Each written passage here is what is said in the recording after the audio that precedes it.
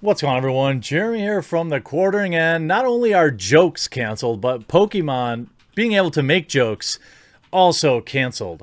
Over the weekend, Pokemon dared to tweet about 6 words, and it triggered half of Twitter, forcing them to then delete the tweet and apologize, which is so pathetic. I don't understand how sad how we got this way. Pokemon official account makes a joke about a Pokemon, in fact, about a banned Pokemon, and everyone loses their mind, tripping over themselves to be offended.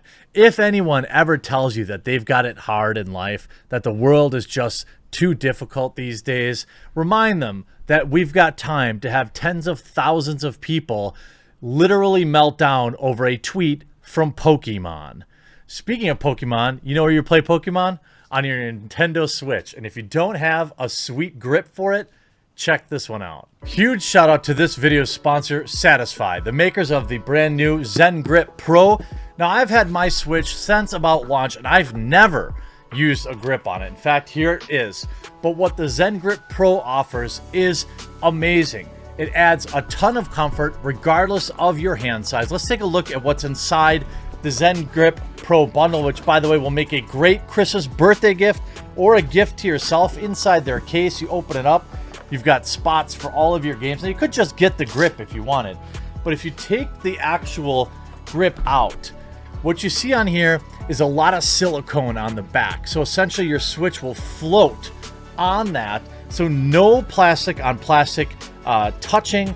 It slides in super easy, and it's in there. Like, it does not come out once it's in there, and it is infinitely more comfortable. And they gave me a special discount code, which will be in the pinned comment below. You can save 10% off. Not only support the channel by getting yourself an awesome new grip for your Nintendo Switch or one for your friend or family member, but you'll also be supporting the channel and a sponsor. So check out the Satisfye, either the Zen Grip Pro, or if you have a Switch Lite, they also have a controller. Link in the pinned comment below.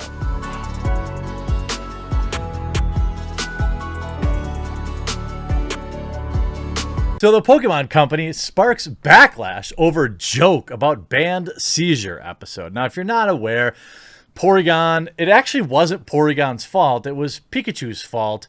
But there was an episode that sent a bunch of... I shouldn't be laughing, but every time I think of it, I think of that moron, what is his name? Kurt Eichenwald, the one that totally wasn't looking at Tentacle Prawn. He was just showing his wife that it exists. He sued somebody over a strobe gif. Pokemon Company sparks controversy. They sparked backlash on September 19th when they appeared to make a joke about the now banned. It's not an appearance of a joke. It was a joke. If you don't think the joke is funny, that doesn't mean it's not a joke. That's one of the common arguments of the censorious, feeble-minded smooth brains of Twitter. I didn't think your joke about the 2 towers was funny. Yeah, maybe you didn't like dark humor. I understand why you might be sensitive about it, but it's still a joke. Get over it.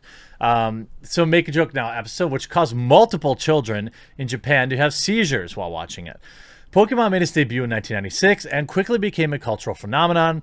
Kids and adults around the world became hooked on its RPGs and obsessed with the animated series. I remember I used to watch it right up. I watched season 1, and the episode would just end right before the school bus got there, so I'd have to run down to the bus.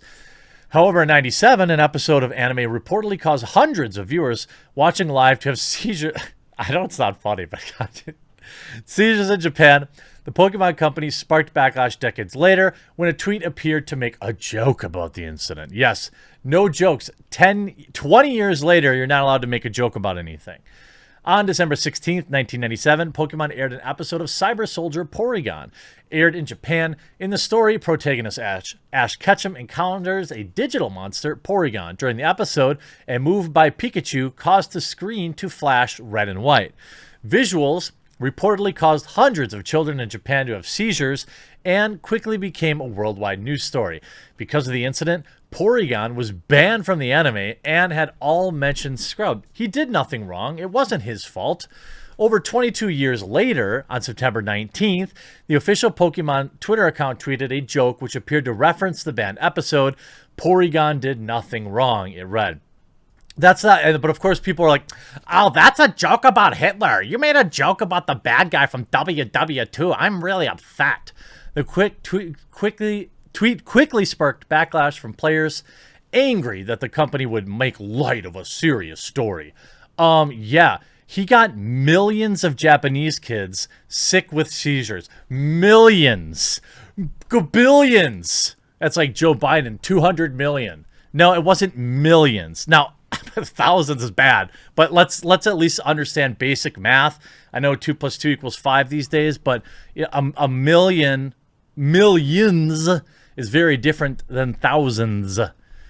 Many Pokemon fans called out the company for punishing Porygon after all these years, when they argued it was actually Pikachu's electric move that caused the flashing colors on the screen.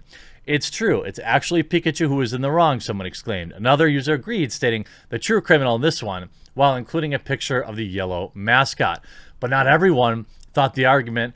And before some dumb fan says, well, it's actually Pikachu, it doesn't change the fact that Porygon is associated with an episode that caused numerous... Oh my God, take the stick out of your butt. I mean, relax.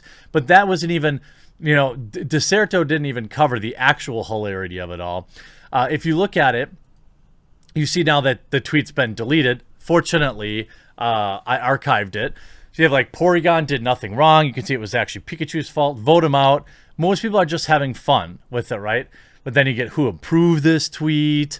The animators going with laser beams, baiting Pikachu. Delete this. Pokemon Twitter. Pokemon seriously did nothing wrong. Me remembering the kids who had seizures from Electric Soldier Porygon. I remember, 22 years later, you as a millennial who was probably 6 years old then, totally remember how upsetting it was that some kids halfway across the world had seizures. Not to diminish that, but, it's interesting. And then you have, is this a Hitler joke? Is Pikachu made? Oh my God, 9.2 thousand likes. You see, of course, Brianna Wu. The only thing consistent about Brianna Wu is her inconsistency, as Sophia Narwitz puts it.